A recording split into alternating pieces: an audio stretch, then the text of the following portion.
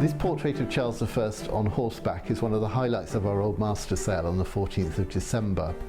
The prime version by Sir Anthony van Dyke is in the Royal Collection and was commissioned by Charles to hang at the end of the long gallery in St James's Palace.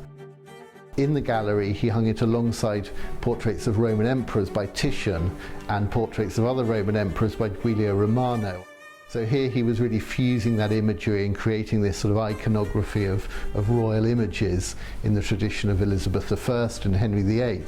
Anthony van Dyke came to England in 1632, and the years he spent here, he painted many portraits from the royal court, many images of the king and the queen and their children, and some of these I think have become the most celebrated images in British art.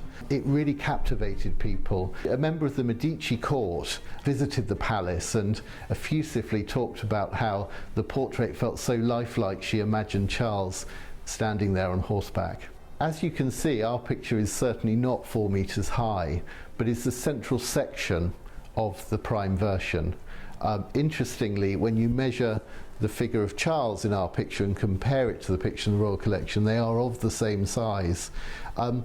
The theories are behind this picture are complex, but we think that it's probably a reduced sketch.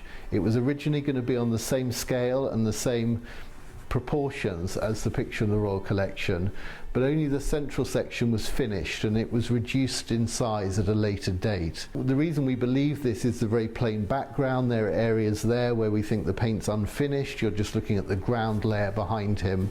Alternatively, this could be the blue sky which is seen in the original. The colours could have degraded.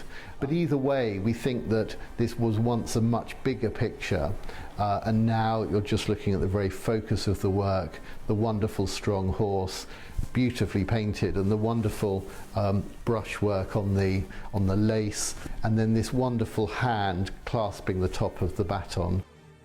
Other versions of this picture exist, dotted around country houses and major collections throughout the world, and it was an image that really captivated people.